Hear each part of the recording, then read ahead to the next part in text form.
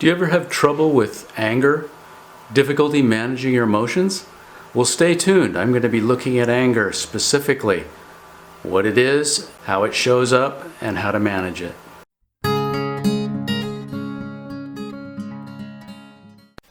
Hi, this is Dirk Hansen, counselor and psychotherapist, and this is the beginning of a two-part series on anger, how to control your anger. To begin, today we're going to be looking at a bit about anger. Where does it come from? What's it all about? And how is it unique to us as individuals? Well, first of all, anger, of course, is a normal emotion. We all experience it to some degree, but we do all experience it quite differently.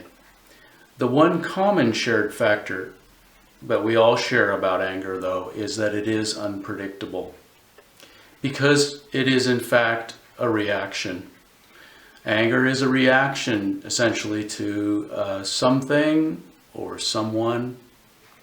And we don't always know, in fact, in many cases we don't know when it's going to emerge. But that being said, it's also very personal. The way we manifest it, the way we experience anger is quite personal and very unique. For some people, they may find anger to be quite accessible. It sort of floats in and out of their experience and they deal with it and move on and so on. But for others, it's not very accessible. In fact, it shows up in quite an extreme fashion. And sometimes when it does emerge, it only emerges in a severe nature and it's very difficult to control. And in some cases, there's a loss of control to the extent that you become explosive in your anger and potentially violent. So, as you can see, anger can be expressed across a continuum.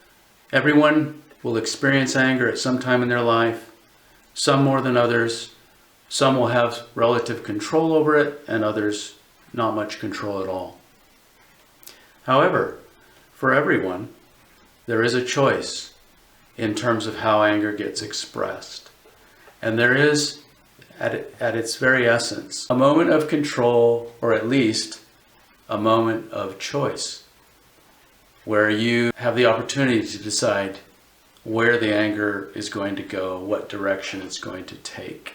Now, the reason I brought up choice is because when I work with clients who have anger issues, one of the questions I always ask is, and when I hear about stories about sort of where anger emerges for a client, for instance, maybe at home, in close family relationships, maybe at the pub, maybe in the car, road raging, and so on. And I always ask the question, I say, well, okay, so you can't control your anger in these situations, I get that. But let's say you were in the boardroom at work and talking to your sort of higher ups or supervisors. Would you respond this way? Would you manifest this anger if something triggered you in that particular setting? Usually, I get a no answer to that. So there are ways, places and opportunities and contexts where that individual will be able to control their emotions. Now, it may be difficult, but they have found a way, or they have a belief or a value around manifesting anger in certain situations. It's taboo for them. But they've narrowed that down into quite isolated circumstances where there might be lots of protections or restrictions. But otherwise, they can just let their emotions run freely to their detriment and maybe causing more damage as a result. So that's a little bit about what anger is.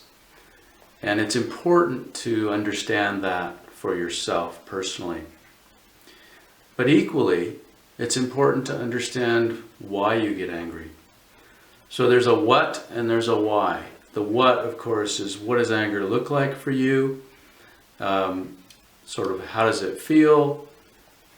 What are the contexts? What are the circumstances when anger generally comes upon you as a reaction? But going a bit deeper, it's important to ask the question, well, why do I get angry in those situations? So I might know that I get angry, in certain circumstances. I know that I react when somebody looks at me a certain way or people say certain things to me and so on. But why is that? Where does it come from for me personally? So that's an important question to ask, and that's a question that I ask my clients to delve a bit deeper, to understand ourselves, to be more aware of that reactivity and where that reactivity is coming from. So there's a few things that we can look at when we ask the question why. First is the uniqueness of your reactions. So what are the unique triggers for you that bring anger on? And that just could be through an analysis, maybe keeping a journal or something like that, which I'll be going into in the next video. Some exercises on how to try to answer these questions. But the first step is really to accept that you have unique triggers that bring anger on for you. And they're quite unique to you and very personal. So it's understanding what those triggers are. Secondly, one of the reasons why you might get angry is because it's been modeled to you by your parents or your primary caregivers as a child. Maybe you learned by modeling, not necessarily overtly, but even you weren't aware of it through social modeling, when you observed your parents deal with strong emotions, or deal with conflict, or deal with adversity.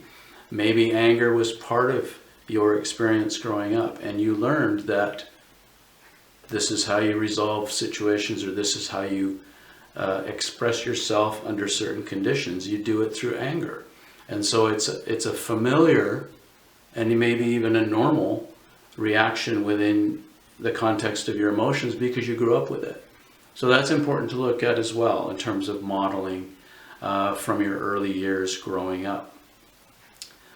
Also, with respect to your childhood, it's important to look at childhood experiences or earlier years experiences. Maybe you were abused or mistreated or bullied, or maybe you experienced some kind of trauma.